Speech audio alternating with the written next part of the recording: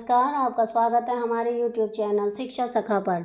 आज मैं आपके लिए लेकर आई हूँ वसंत भाग 2 कक्षा 7 अध्याय 10। अध्याय का नाम है खान पान की बदलती तस्वीर। पिछली वीडियो में मैंने आपको अध्याय 9 1-3 का पाठ के सरलार्थ, प्रश्नाभ्यास और बहुविकल्पीय प्रश्नोत्तर करवाए थे।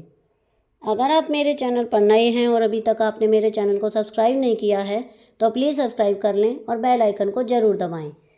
मैंने अपने चैनल की प्लेलिस्ट में सब्जेक्ट वाइज लिस्ट डाली हुई है। आप जिस भी लेसन को देखना चाहते हैं मेरे चैनल की प्लेलिस्ट में जाकर उसे देख सकते हैं। तो चलिए पाठ की शुरुआत करते हैं। खान पान की बदलती तस्वीर। पिछले 10-15 वर्षों में हमारी खान पान की संस्कृति में एक बड़ा बदलाव आया है।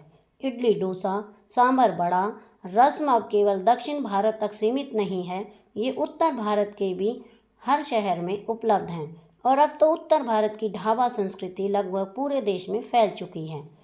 अब आप कहीं भी हों, उत्तर भारतीय रोटी दाल साग आपको मिल ही जाएंगे। फास्ट फूड तुरंत भोजन का चलन भी हमारे शहरों में खूब बढ़ा है। इस फास्ट फूड में बर्गर, नूडल्स जैसी कई चीज़ें शामिल हैं। एक ज़माने में कुछ ही लोगों तक सीमित चाइनीज़ नूडल अब संभवतः किसी के लिए अजनबी नहीं रहे। 2 मिनट्स नूडल के पैकेट बंद रूप से कम बच्चे बूढ़े सभी परिचित हो चुके हैं। इसी तरह नमकीन के कई स्थानीय प्रकार अभी तक भले मौजूद हों, लेकिन आलू के चिप्स कई विज्ञापित रूप तेजी से घर घर में अपनी जगह बनाते जा रहे हैं। गुजराती ढोकला, गठिया भी अब देश के कई हिस्सों में स्वाद लेकर खाए जाते हैं और बंगाल की मिठाइयों की केवल रस भरी चर्चा ही नहीं होती, वे कई शहरों में पहले की तुलना में अधिक उपलब्ध हैं। यानी स्थानीय व्यंजकों के साथ ही अब अन्य प्रदेशों के व्यंजन पकवान भी प्राय हर क्षेत्र में मिलते हैं और मध्यम वर्गीय जीवन में भोजन विविधता अपनी जगह बना चुकी है। कुछ चीज़ें और भी हुई हैं, मसलन अंग्रेजी राज तक जो ब्रेड केवल साहबी ठिकानों तक सीमित थी, अब वह कस्बों तक पहुंच चुकी है और नाश्ते के रूप में लाखों करोड़ों भारतीय घरों में सेकी तली जा रही हैं।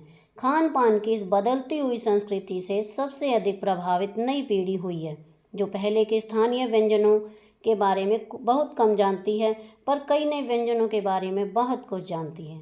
स्थानीय व्यंजन भी अब घटकर कुछ ही चीज़ों तक सीमित रह गए हैं। बम्बई की पाव भाजी और दिल्ली के छोले कुलचों की दुनिया पहले की तुलना में बड़ी जरूर है, पर अन्य स्थानीय व्यंजनों की तुलना में छोटी हुई है। जानकार ये भी बताते हैं कि मथुरा के पेड़ों और आगरा के पेठे नमकीन में अब वह बात कहाँ रही, यानी जो चीज़ें बची भी हुई हैं उनकी गुणवत्ता में फ़र्क पड़ा है। फिर मौसम और ऋतुओं के अनुसार फलों खाद्यान्नों से जो व्यंजन और पकवान बना रह करते थे, उन्हें बनाने की फुर्सत भी अब कितने लोगों को रह गई है। अब गृहिणियों का कामकाजी महिलाओं के लिए खरबूजे के बीज सुखाना, छीलना और फिर उनसे व्यंजन तैयार करना सचमुच दुस्साध्य है। यानी हम यह पाते हैं कि एक ओर तो स्थानीय व्यंजनों में कमी आई है और दूसरी ओर वे ही देसी विदेशी व्यंजन अपनाए जा रहे हैं जिन्हें बनाने पकाने में सुविधा हो।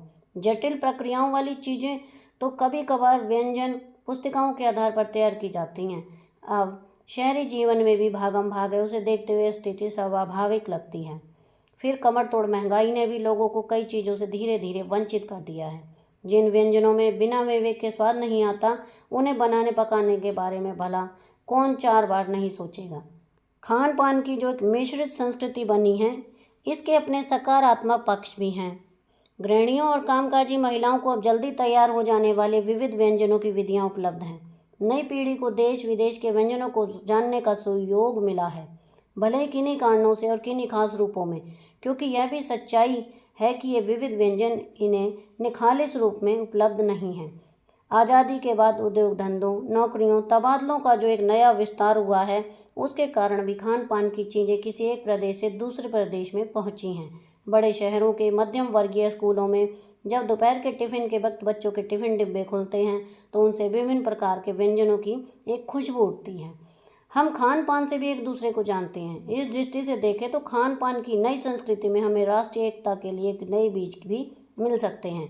बीज भली भांति तभी अंकुरित होंगे जब हम खान पान से जुड़ी हुई दूसरी चीज़ों की ओर भी ध्यान देंगे। मसलन हम उस बोली, बानी, भाषा, भूषा आदि को भी किसी न किसी रूप में ज़्यादा जानेंगे जो किसी खान पान विशेष से जुड़ी हुई हैं। इसी के साथ ध्यान देने की बात यह है कि स्थानीय व्यंजनों का पुनरुद्धार भी जरूरी है, जिन्हें अब एथनिक कहकर पुकारने का चलन बढ़ा है। ऐसे स्थानीय व्यंजन केवल 5 सितारा होटलों के प्रचारार्थ नहीं छोड़ दिए जाने चाहिए। 5 सितारा होटलों में वे कभी कभार मिलते हैं, पर घरों बाजारों में गायब हो जाएं तो यह एक दुर्भाग्य ही होगा।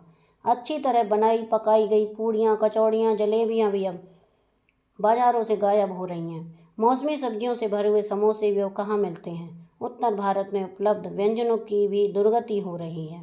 अचरज नहीं है कि पहले उत्तर भारत में जो चीज़ें गली मोहल्लों की दुकानों में आम हुआ करती थी, उन्हें अब खास दुकानों में तलाशा जाता है। यह भी एक कड़वा सच है कि कई स्थानीय व्यंजनों को हमने तथाकथित आधुनिकता के चलते छोड़ दिया है और पश्चिम की नकल में बहुत सी ऐसी चीज़ें अपना ली हैं जो स्वाद, स्वास्थ्य और समरसता के मामले में हमारे बहुत अनुकूल नहीं हैं। हो यह भी रहा है कि खान पान की मिश्रित संस्कृति में हम कई बार चीज़ों का असली और अलग स्वाद नहीं ले पा रहे। अक्सर प्रीति भोजन पार्टियों में एक साथ ढेरों चीज़ें रख दी जाती हैं और उनका स्वाद गड्डम गड्ड होता रहता है। खान पान की मिश्रित या विविध संस्कृति हमें कुछ चीज़ें चुनने का अवसर देती है, हम उसका प्राय लाभ नहीं उठा रहे हैं। हम अक्सर एक ही प्लेट में कई तरह के और कई बार तो बिल्कुल विपरीत प्रकृति वाले व्यंजन परोस लेना चाहते हैं। इसलिए खान पान की जो मिश्रित विविध संस्कृति है, और ये लग यही रहा है कि यही और अधिक विकसित होने वाली है, उसे तरह तरह से जांचते रहना जरूरी है। प्रयाग शुक्ल। अब हम इस पाठ के प्रश्नोत्तर करेंगे। पहला प्रश्न है, खान पान की मिश्रित संस्कृति से लेखक का क्या मतलब है? अपने घर के उदाहरण देकर इसकी व्याख्या करें। उत्तर है, खान पान की मिश्रित संस्कृति से लेखक का मतलब है अनेक प्रकार के व्यंजनों का प्रयोग। हम अपने घर में इडली, डोसा, समोसा, दाल, रोटी, साग आदि अनेक प्रकार के व्यंजनों को बनाकर उन्हें खाते हैं। ये व्यंजन उत्तर, दक्षिण और पश्चिम संस्कृति से मिले जुले होते हैं। प्रश्न 2, खान पान के बदलाव के कौन कौन से फायदे हैं? फिर लेखक इस बदलाव को लेकर चिंतित क्यों है? इसका उत्तर है, खान पान के बदलाव के फायदे निम्नलिखित हैं। नंबर 1, इडली, डोसा, बड़ा सांभर केवल दक्षिण में नहीं बल्कि सारे भारत में मिलने लगे हैं। नंबर 2, उत्तर भारत की ढाबा संस्कृति पूरे देश में फैल गई है। नंबर 3, फास्ट फूड का चलन भी बढ़ गया है। नंबर 4, चाइनीज़ नूडल को सभी जानने लगे हैं। नंबर 5, गुजराती ढोकला भी देश के हिस्सों में मिलने लगा है। प्रश्न 3, खान पान के मामले में स्थानीयता का क्या अर्थ है? इसका उत्तर है, खान पान के मामले में स्थानीयता का अर्थ स्थानीय व्यंजनों से है। ऐसे स्थानीय व्यंजन जो हमारी भारतीय संस्कृति का अंग हैं, जो पहले सामान्य घरों में उपलब्ध रहते थे। बहुविकल्पीय प्रश्न। नंबर 1, लेखक ने खान पान की बदलती तस्वीर का कारण किसे बताया है? क, आधुनिक समाज, ख, पश्चिमी सभ्यता, ग, क और ख दोनों, घ, भारतीय संस्कृति। इसका सही उत्तर है ग, क और ख दोनों। प्रश्न 2, खान पान की बदलती तस्वीर के लेखक कौन हैं? क, प्रयाग शुक्ल, ख, रामचंद्र शुक्ल, ग, भगवती प्रसाद, घ, प्रेमचंद। इसका सही उत्तर है क, प्रयाग शुक्ल। प्रश्न 3, पाठ के अनुसार उत्तर भारत की कौन सी संस्कृति सब जगह फैल चुकी है? क, होटल, ख, ढाबा, ग, माल, घ, ग्रीन हाउस। इसका सही उत्तर है ख, ढाबा।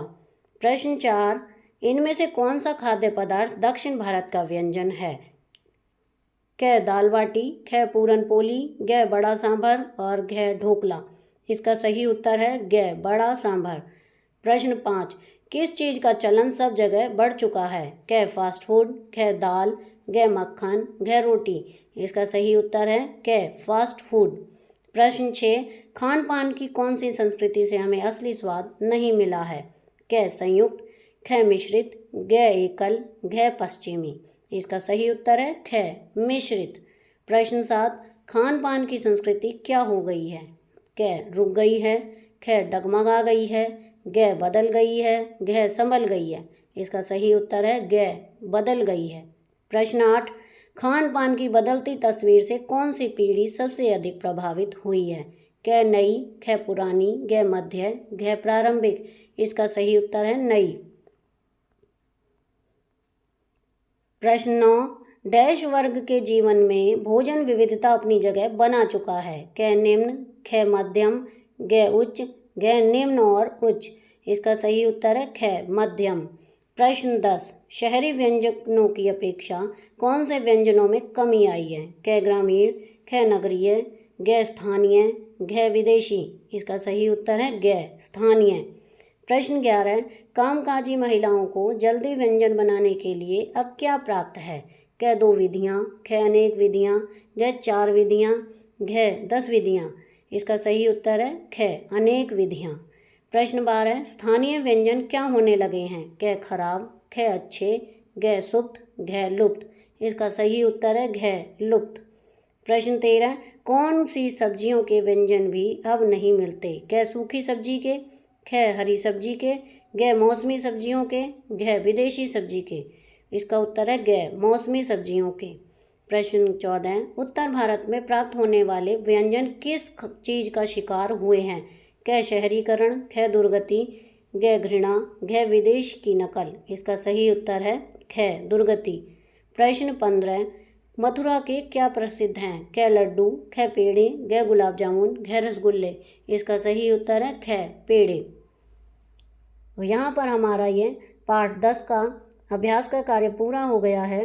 अगली वीडियो में मैं आपको पाठ 11 नीलकंठ पाठ के प्रश्नोत्तर और बहुविकल्पीय प्रश्नोत्तर करवाऊंगी। तो आपको मेरी ये वीडियो कैसी लगी मुझे कमेंट करके ज़रूर बताएं। प्लीज़ मेरे चैनल को लाइक करें, शेयर करें और सब्सक्राइब करना ना भूलें। Thank you.